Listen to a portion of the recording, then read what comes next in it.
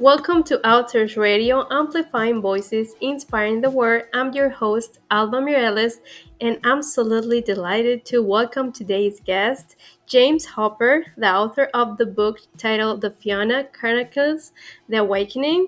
We're here to celebrate your creativity and explore the world you crafted in this book. James, thank you so much for joining us. Well, thank you for allowing me this time to share stories as the old bards did. It is my honor and my pleasure to spend time here with you. Thank you. And to start, can you tell us a little bit about yourself and how you became a writer? I'm a retired professor. I taught interactive media, web technologies. At the point that I retired, I was kind of lost. Sort of what happens in my story is it's so much. I started in grief. I had spent the last 25 plus years teaching, so that's kind of who I was. And it became a struggle for me to remember, so where's my fire? Where's that flame that I used to have? Have I wounded myself in a way that I can never recover? What is it that I need? What is my, and I'll put this in kind of the Joseph Campbell thing. What is my hero's journey? How am I going to go from knowing who I was to being who I need to become, who I should become? And so the writing helped me do that. I've always been a bit of a storyteller. I used to tell people that my father would say that I was the best storyteller he ever saw.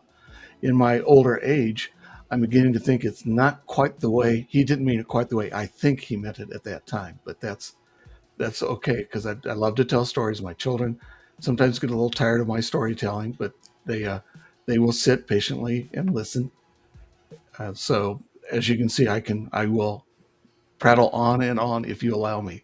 So hopefully that's a good answer, and we can kind of move forward. Yeah, there's a good answer, and this is your space. Feel free to say whatever you want to say. And for many authors, there's a moment when a story first sparks in their mind. Do you remember when the idea for the Fiona Chronicles first came to you? The Fianna Chronicles have been mulling in the back of my head for a number of years. I spent some time visiting Ireland. I read Irish mythology. I would recall back the stories that my father and grandfather would tell me about Ireland, about Irish mythology, Irish culture. And at the point of my retirement, I felt like I was ready to begin that story. So I sat down and started writing. And what I found for me was that Ashlyn, Alara, Kala, and Ronan, the main characters of my story, started to trust me enough that they came to me and started to give me insights into who they were, so that they helped me write that story. As we grew together, it became just a great journey. And this is a series rooted in a myth, history, or something more personal. What drew you to the Fiona as your main character? In Irish culture, in Irish legends, the Fianna were warrior priests. They were people who were dedicated to defending the land, defending the people. To become a Fianna, it didn't require bloodline. It didn't require royalty. It could be anyone who felt that draw, that need to defend those people. Finn McCool, who founded the Fianna, developed 7 trials, which in book 2 we'll start to explore those. If you could pass the 7 trials, prove your worth, you could then become a Fianna. So for me, that drew me, that idea of honor, of courage, of sacrifice for others, drew me to the Fianna. And I think my characters then are drawn that same way. At least that's what they tell me. And is there any particular character in in the book that it stands out to you as specifically meaningful? Well, I think the main 4 do. In the book, I describe Ashlyn. She's the leader now of this group. She's the medallion bearer, and she has self doubt. She questions, could she really do this? Is she worthy of this honor? Ronan was a member of the royal guard. He I refer to as the hidden griever.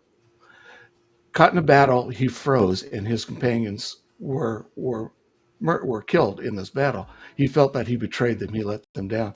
So he has to overcome that sense of betrayal. Kala is my magic bearer. She has fire and other magic capabilities. Her magic got away from her, and she caused the death of some people in her village. So does she trust her magic? She's the guardian. And then Alara is my shield maiden. She is the questioner. She was raised to question, don't trust.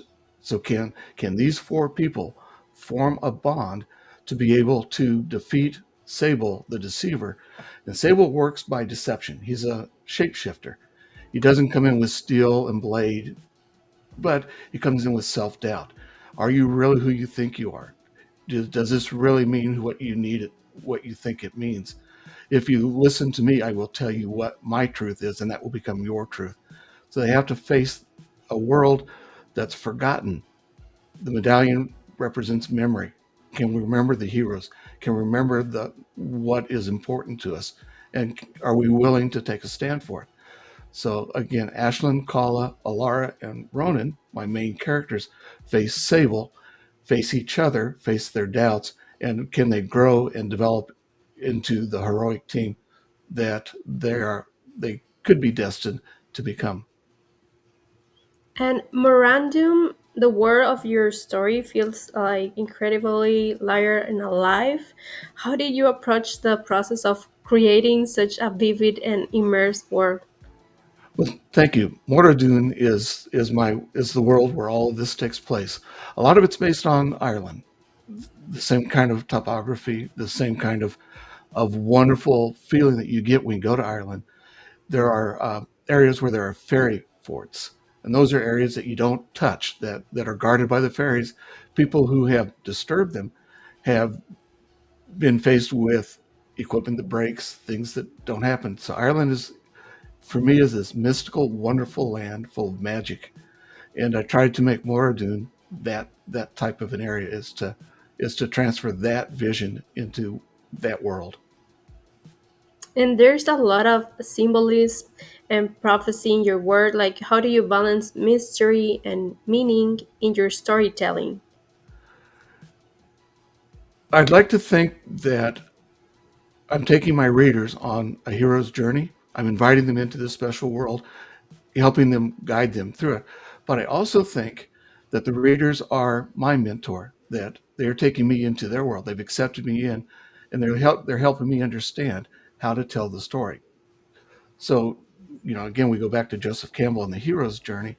But I really think, and I've started to dwell on this a bit more, is that the readers are truly the mentors, and I am truly the one who needs to be guided and taught, and the readers of the story are helping me tell that story, making it more complete, guiding me in what can be said, what needs to be said, how to present it. And again, and I feel like Kala, Ashlyn, Ronan, and Alara are alive to me, that they talk to me and they help me understand their world too, so I can see it through their eyes.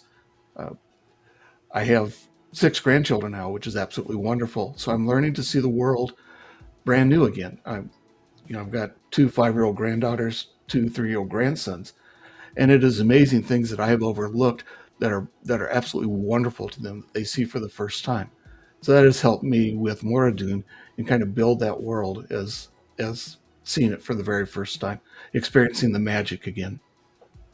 Yeah, you know, this thing of creating a fantasy world, this dip isn't easy, right? And for you, what is your writing process look like? Are you a planner, or you discover things as you go? I'm a planner.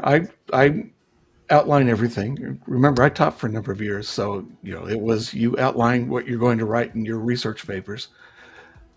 However, I also think that outline is good muscle memory. It gives me something a path to start to follow, but it doesn't mean I'm stuck to that path. If something amazing happens, I can follow that route. I played sports for a while, and the idea was we would practice plays over and over and over, so that when they broke down in the middle of a game or something, you could react appropriately. I feel it's the same way. I write out my outline. I've got an idea of who my characters are, and then I let them grow and tell me who they are. Uh, One of the surprises in the story was Ronan for me. He is always he through most of the story is reserved and self-doubting. He's felt like he's betrayed his fellow troops, that he let them down, that he doesn't deserve to be alive even at this point. He makes a grab for the medallion to give it to the deceiver. He has been led astray. He he learns that he has power that he didn't know he had before, that he doesn't need that. That then he combines with Ashlyn, Alara, and Kala, and they defeat, well, now, sorry, spoiler, they defeat the deceiver. He learns that he was always enough all along.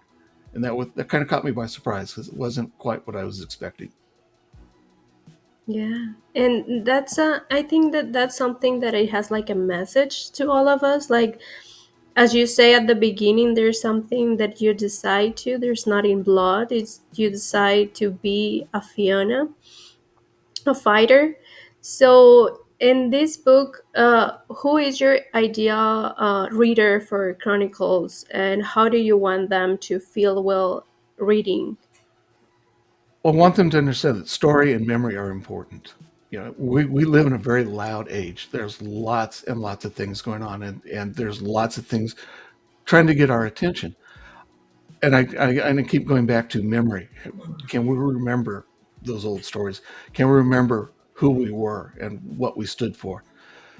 That's where I think the story is good for, and I think that's what we want to make sure we do is that memory.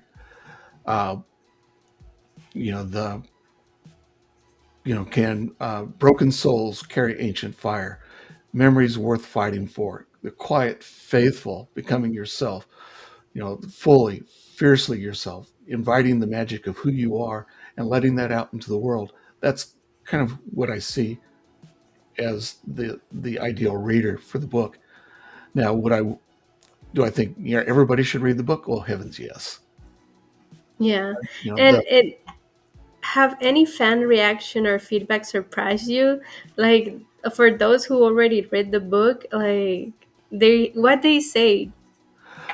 I just published in March, so not had. I'm still looking for those reactions. People telling me what they thought of the book to help me understand, you know, how I can make it better, how I can enter their world again. So I'm hoping to start getting feedback, but I have to unfortunately admit that so far I've not heard back from anyone. Uh, Maybe it's still too early in the book. Like I said, we published it in March.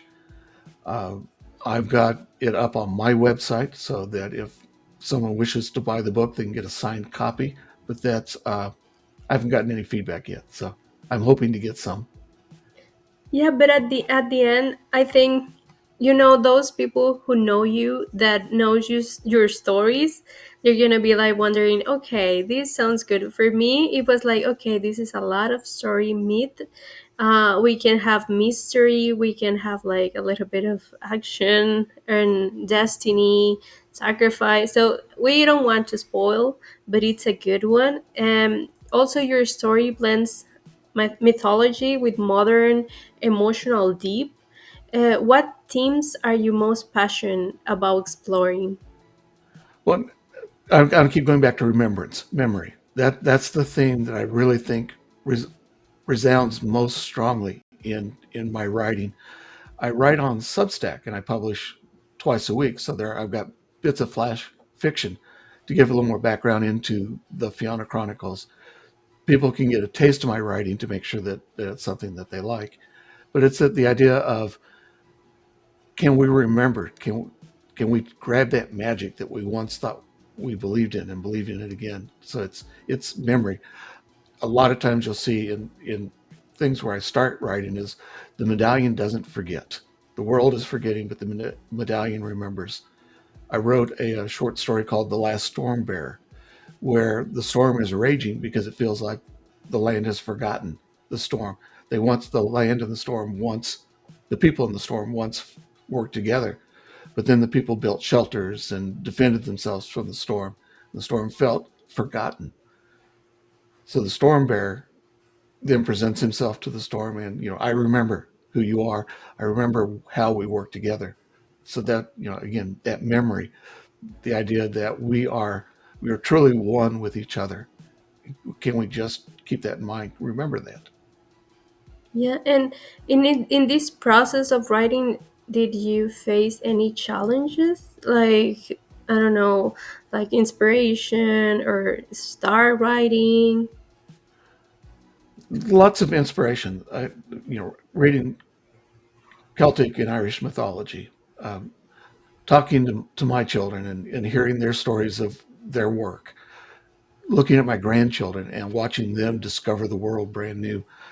You know, getting out as an older person, getting out and being in places I hadn't been able to be in years. Again, kind of that memory of things. Back into walking in parks, walking along rivers, sharing wonderful evenings. Those things that you tend to forget when you're working full time and you've got all this stuff ahead of you. Well, I may have more sunsets behind me than sunrises ahead of me, but now I have time to actually start to remember those those times and start to build new memories. And so those inspirations kind of all came together for me. And I was wondering also about the book. Would you ever adapt the Fianna Chronicles into another medium like graphic novels, animation, or audio? I would love to. My dream is that a big time movie producer comes by and says, "Wow, this Fianna Chronicles is a great movie," or a game producer, because I think it would be a great game. So I've thought about trying to develop an app, a game for the Fianna Chronicles, although it's a tad out of my area of expertise. So yeah, I can see this going across multiple mediums, which also encourages the person who has the story in their hands to become part of that story. Help me tell it. Because I think the story only gets better when you sit by the fireside with me, when we both gather around the fire and we tell each other those stories. We share those ideas together. And that's what I'm hoping happens. And we always love to ask this one. Are you working? What are you working next? Like, there's something that you're writing that you can share with our listeners?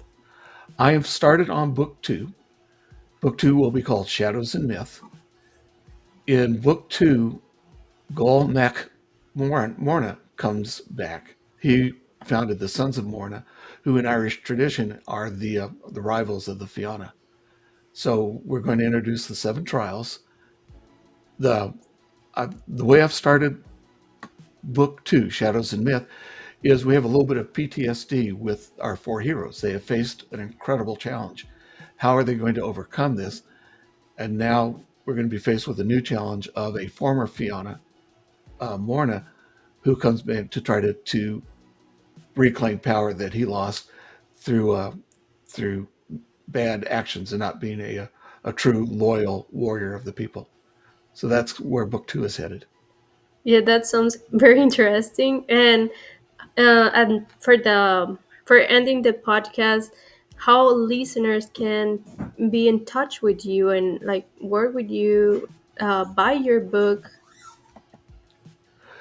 The book is available on a couple places. One is let me make sure I get the URL correct. It's https payhip.com, the Ever-Weaver's archive. So Lirian Okay. Ever-Weaver is the voice I use when I write for social media. He's the bard that's helped teach me how to tell these stories. My website is jamesfhopper.com. You can also get the book there. And I write on Substack. My Substack is hopperj.substack.com.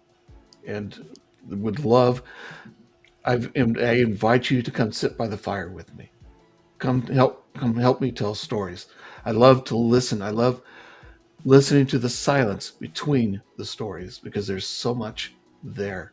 So I'm always happy when someone comes by and they want to share a pint, and we will sit and talk because that's part of what I love to do. Perfect. Thank you. Thank you so much, James. And it has been a pleasure having you on Authors Radio. Thank you for giving us a glimpse into your work and sharing your passion. And listeners, be sure to check his book. Thank you for turning into Authors Radio, amplifying voices, inspiring the world. Join me next time for another inspiring conversation. In the meantime, happy listening.